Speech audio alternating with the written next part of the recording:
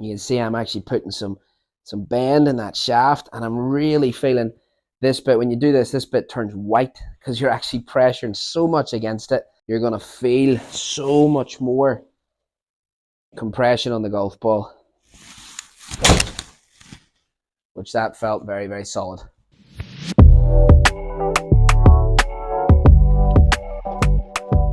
Hey golfers, welcome back to my YouTube channel. In today's video, we're talking impact. How are you going to get there from the top of your backswing? Nice square club face, nice little bit of shaft lean. Really feel like you're compressing that golf ball with a square face. And that's what we're going to cover in today's video. So before we get started looking at that, if you're new to the channel, welcome. If you haven't done so already, please don't forget to hit subscribe, hit the like button, and let me know in the comments if there's anything that you need help with in your game. Let's get started. Okay, so I'm going to explain this mad contraption on the ground. Don't worry, you don't need to use a brick and some dumbbells, although I should probably use those dumbbells for myself, but I'll show you what I'm doing there in a moment, okay? But this is going to help with our impact position, all right? We know by looking at the best in the world and people who strike the ball very well, they're going to have a seriously good impact position. Face is square. The weight's going to be on our left. We've got our hips open. I have videos on how to get to these positions as well on my channel. We're leaning the shaft. We're de-lofting the club. All of this great stuff, okay? Now, we're going to talk about this little drill to try and get you into that position. And it's funny because every single time I do this with somebody in a lesson, the very next shot after it is always ripped. And I would say probably 99 times out of 100. And it's not some kind of cliche thing, but it generally does happen, all right? So what we need in order to do this, you don't need a brick and some dumbbells. I'll show you how you can do this against the wall, but I just wanted to keep myself centered on the camera. I'm using a brick, but you don't want to get your nice clubs wrecked. I don't mind. But what we're going to do is get like a 2x4, okay? Something with a flat edge and a little bit of weight to it, okay? Now, the flat edge is going to represent our club face, and I can clearly see that that's square, okay? This would be open. If the heel got to the brick before and the toe got there first, then that would be closed, all right? So we're going to learn how to get our club face square at the top, and then also have a nice little thing to really start to feel the pressure against the shaft, start to engage these pressure points, these trigger finger into the side of the club, and really feel a good strong impact versus the kind of scoop this way or that early casting from up there, okay? So what you can do, get yourself set up flush to the brick, okay? I'll keep saying brick, you can say 2x4, but flush to it, okay?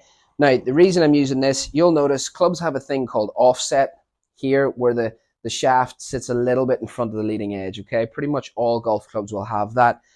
Game improvement irons actually have a little bit more. This is actually to help you square the face up because the center of gravity is behind the shaft, gives it a little more time to square. Anyway, it's not an equipment video, this. So when I'm doing this, I'm putting it flush. I'm putting this part, the leading edge flush, and actually the hosel on the inside of it here, okay? So I'm not putting the whole club because it wouldn't actually be square. So we're not putting the hosel on it, literally just the leading edge. So I'm this side of it. Now, that is good. If I start here, okay, what I want to try and do is get to the top of my swing, hold it. Now, I'm going to make some feelings to see how do I get from here and back flush with the grip, okay? Now, you might start to notice a few things when it happens here in your swing.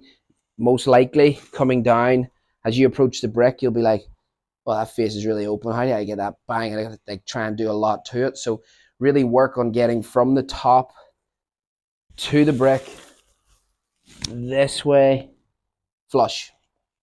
Okay, so I know that that's perfectly square, and I've got some shaft lean. And we'll talk about how to get that in a second. But start to feel what it's like. Okay, it's starting straight. It's up, back down. There. Now I'm feeling things in my wrist to make it square. You'll have your own feels. All I care about is that you can get from top back to the brick with a square face.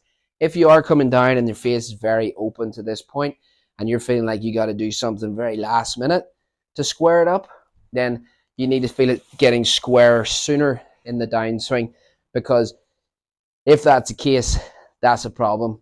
You're then playing golf and trying to square that face up in the last minute, and that's where it can be very inconsistent. All right, so that's part one.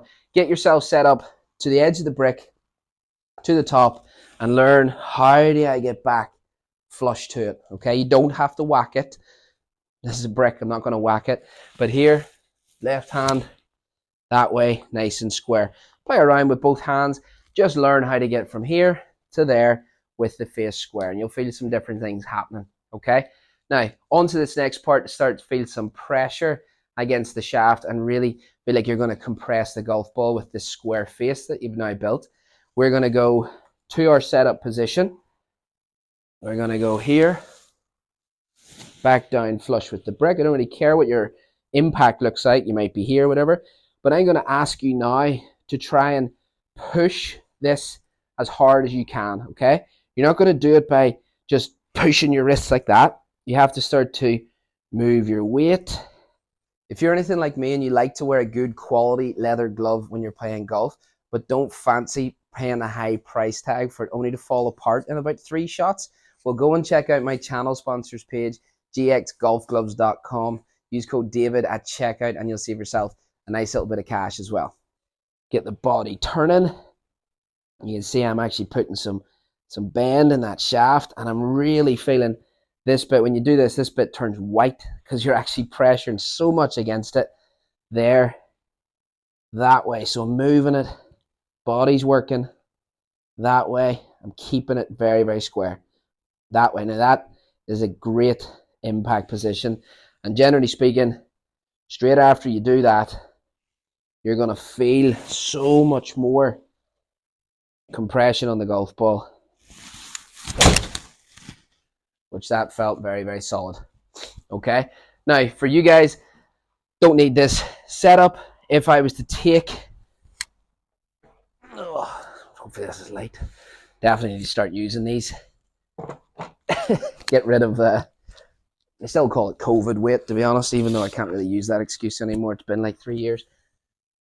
So 2x4 out this side, it would be here, but you can actually just put it against the wall, something that's not going to move on you. And we're getting in there, push, push, push, something that's not going to move. Okay, guys, trust me on this one. If you do this, you're going to have square club face and so much more compression on your golf ball, and it'll be such a nice feeling that very first shot. And you keep doing it over and over, and I guarantee it'll help. It'll fix so many downswing issues you wouldn't believe.